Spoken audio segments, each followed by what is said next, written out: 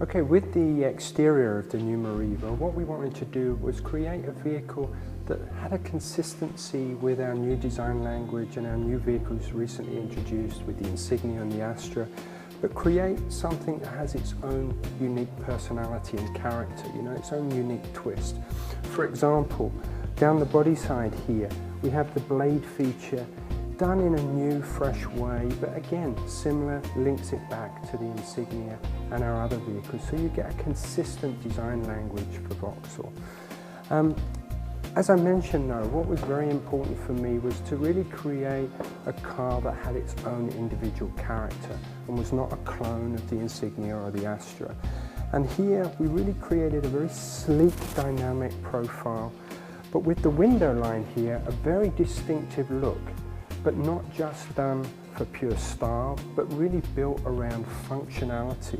For example, the rear window dipping so low here was done to really create a much more open, spacious visibility environment for the rear occupants, particularly young children who get travel sick in vehicles like this, and we wanted to really give them that spacious feeling to really help with that. Clearly, the really important detail on this car, and very much the wow feature, is the flex doors. So when you have opened the doors, creating this very wide environment, great access to the rear, even a really perfectly placed grab handle here to really aid fantastic ingress-egress. I mean, I'm very tall and can still get in and out of this car very comfortably. One of the things that a lot of people ask me is, well, why do other show cars, when they have these types of doors, have no B-pillar? And the answer is very simple. If you didn't have a B-pillar, you wouldn't be able to open this door independently. Any other vehicles that have had this in the past, with the exception of a Rolls-Royce, really don't have the ability to open the door independently. And that's a very important part of this vehicle, since it is a family car and you do need individual access to the rear. The other benefits of having the C-pillar obviously help with side impact performance and give the overall car this rigidity that it really needs to have great noise, vibration and harshness restrictions, really keeping the levels to a very quiet level and giving the car good rigidity and stiffness.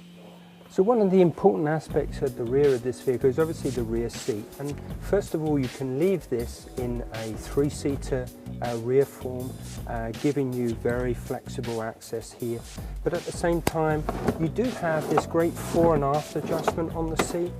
And in addition to that, when you only want to have 4 people in the car and more space, you can easily collapse the center seat and at the same time push the outboard seats further inboard, that giving you more headroom, more shoulder room, just generally more space.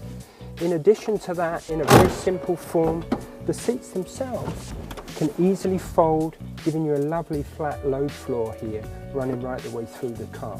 So very, very functional, very simple and easy to use, very simple to operate.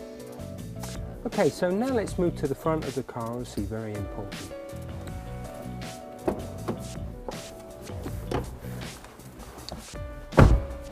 So once you get in the front of this car, the first thing you notice is it's very spacious and very open, and the way we created that environment is what we call the down and away IP.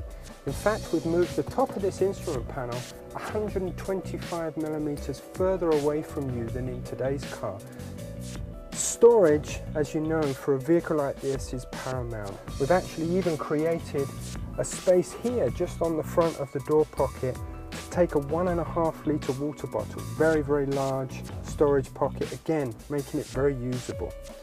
But the real special element on this interior is the flex rails down the centre here.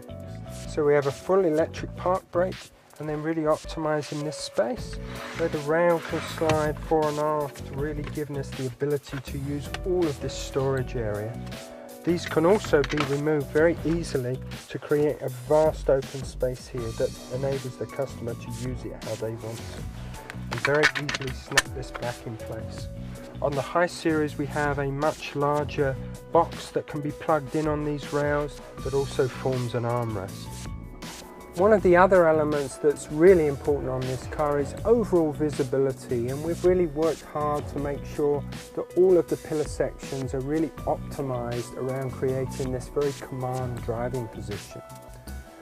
The panoramic sunroof also really helps to open up the interior, give it much more light and much more theatre, really creating a very, very spacious look to this interior. So let's go to the load space area. In the back here, as I mentioned, with this high floor position, it can really run through and give you a full flat load floor. And we've got some nice features here, even like the little individual hooks here to hook shopping bags on. Really nice versatile space. In addition to that, you can lower the rear floor if you've got taller objects in the back to really maximize that space. And one other nice little touch is in normal cars, when you come to need to utilize the vertical space, you have to put this in your garage or somewhere inside. Here we have a simple slide mechanism that really allows you then to have tall plants if you've been to the garden centre or something. Very, very simple, but very, very neat little styling touch.